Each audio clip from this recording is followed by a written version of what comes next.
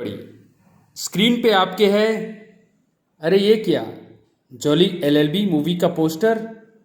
और right hand तरफ जो टॉप के लॉयर्स हैं, चाहे वो जेठमलानी जी हों, चाहे इंटरनेशनल कोर्ट में जिन्होंने भारत को रिप्रेजेंट किया, चाहे नारीमन साहब, चाहे Palkhivala ji, state of Maharashtra versus Manubhai, प्राग जी वासी का जजमेंट जो 1995 में आया, वॉल्यूम 5 SCC 30 के रूप में, आज उसको हम क्यों डिस्कस करने जा रहे हैं। जैसा कि आप सबको पता है, 2 अक्टूबर से 14 नवंबर तक हम 1.5 महीने तक पूरे भारत में सिरमौर के 545 पंचायतों में और हमारे कितने भी स्टेक होल्डर्स हों, चाहे वो पोस्टमैन हों, चाहे PLVs, चाहे लॉ के स्टूडेंट जो लीगल एड क्लिनिक्स में बैठे हैं, चाहे learned panel lawyers front office वाले, या फिर हमारे legal support and care centre में बैठे हुए हमारे सारे काउंसल्स, हम सारे स्टेक होल्डर्स को ये बताना चाहते हैं, ऑनरेबल सुप्रीम कोर्ट ने भी उन्नी कृष्णन के जजमेंट में ये माना था कि राइट टू एजुकेशन एक फंडामेंटल राइट है जो आर्टिकल 21 से निकलता है,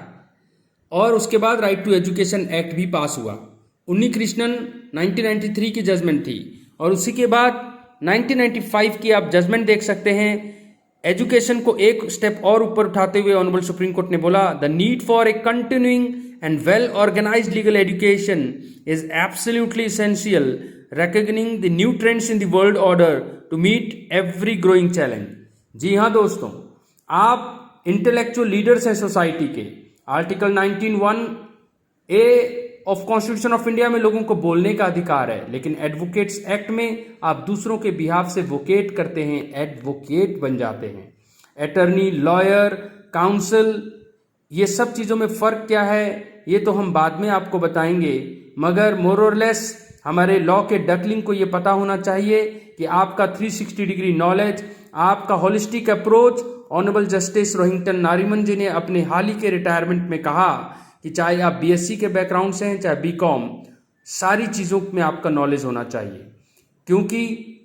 वो खुद जिंदगी में प्रीस्ट बनना चाहते थे, ऑनरेबल हमारे सुप्रीम कोर्ट के रिटायर्ड जस्टिस, और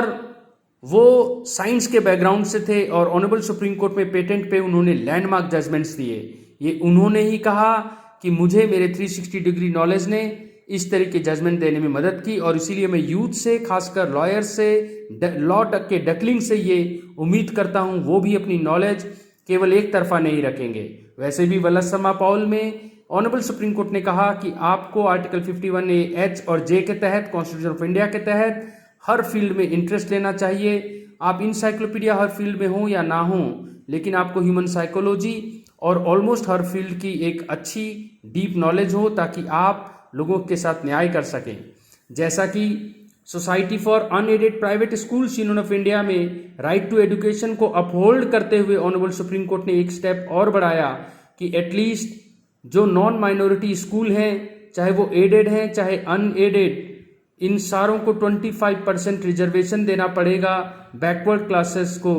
ताकि इकोनॉमिक और फाइनेंशियली बैकवर्ड जो बच्चे हैं वो भी आपके स्कूलों में पढ़कर इस देश में GDP में अपना योगदान दे सकें। माइनॉरिटी को प्रोटेक्शन है आर्टिकल 29(30) की, इसीलिए फिलहाल उस पर ये नहीं लगता। लेकिन जाते जाते हमें रिचपाल मीना वर्सेस घासी की जजमेंट भी पता होनी चाहिए, क्योंकि आप लॉयर्स को मैंने बताया, मन्नू भाई की, प्राग जी की जजमेंट में कहा गया था वेल ऑर्गेनाइज होना चाहिए लीगल एजुकेशन, और वो तब होता है जब आपको एरिस्टिक रीजनिंग और कैजुस्टिकल रीजनिंग में फ़र्क पता होता है, syllogism, deductive reasoning, inductive reasoning में फ़र्क पता होता है। ट्रायल कोर्ट के अगर आप लॉयर बनते हैं तो आप में एक आर्टिस्ट की क्वालिटी होनी चाहिए। आपको ऑनरेबल सुप्रीम कोर्ट ने क्या कहा,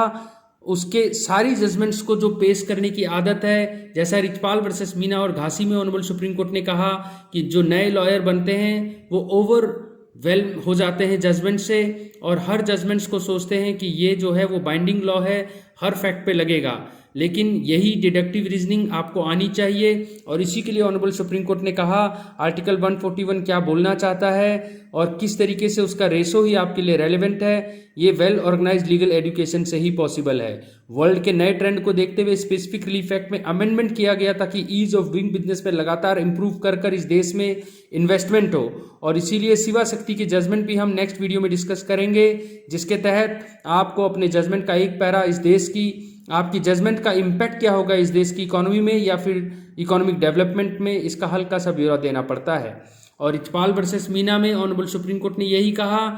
कि जजमेंट बहुत सारे हैं, लेकिन कौन सी जजमेंट आपको साइट करनी है, कौन सी जजमेंट आपके क्लाइंट के लिए रेलेवेंट हो सकता है, क्योंकि हम 75 साल आज़ादी के हो चुके हैं। अगले 25 साल हमने कैसे अपने देश को लॉ एंड ऑर्डर मजबूत करके देना है। वेलफेयर स्टेट के तीनों पिलर वेलफेयर ही करें, judicial impact assessment, economic impact assessment, judicial reinstatement theory, ये तभी पॉसिबल है जब हमारे जो नए यूथ हैं, खासकर हमारे लॉ के स्टेक होल्डर्स हैं, वो वेल ऑर्गेनाइज 360 डिग्री तरीके से इन एडुटेनमेंट और इन्फोटेनमेंट के टूल्स के साथ हमारे साथ जुड़े रहेंगे, हमारे वीडियोस को ज़्यादा से ज़्यादा लाइक करेंगे, क्योंकि ये एक सरकारी तंत्र है, एक DLSA district legal services authority है, जो honourable supreme court through NALSA के मार्गदर्शन में, honourable high court through salsa के मार्गदर्शन में काम करती है। और इसीलिए आप इसको जितना ज़्यादा वायरल करेंगे, जितना ज़्यादा सब्सक्राइब और लाइक करेंगे, आर्टिकल 39A में आप अपने हिस्से की ईमानदारी करते हुए सूरज के रोशनी की तरह लॉ की रोशनी को 137 करोड़ आबादी तक पहुंचाएंगे। याद रखना, ill education is worse than no education. इसीलिए फेक न्यूज़ के ज़माने में और यूट्यूब के प्रोपोगंडा वाले चैनल्स के ज़माने में ये आपकी ड्यूटी बनती है कि जो इस तरह के ऑथेंटिक चैनल हैं, जिसमें कि जो किसी भी बिना इंटरेस्ट और प्रोपोगंडा के लीगल नॉलेज प्योरली दिया जाता है, आप उसको सब्सक्राइब करें, लाइक करें और लोगों तक फैलाएं। मिलते हैं जल्द ही इसी तरह के कुछ इम्पॉर्टेंट जजमेंट्स, जिसके द्वारा आपकी ज़िंदगी में नहीं बल्कि आपके क्लाइंट, आपके पड़ोसी, आपसे जुड़ने वाले सारे लोगों की ज़िंदगी में एक बदलाव आए, लॉ की रोशनी आए, उनको न्याय मिले। मार्जिनलाइज्ड है जो वीकर सेक्शन है, उस तक भी आपको न्याय देने को फैसिलिटेट करने में एक महत्वपूर्ण रोल मिले। जय हिंद, जय हिमाचल।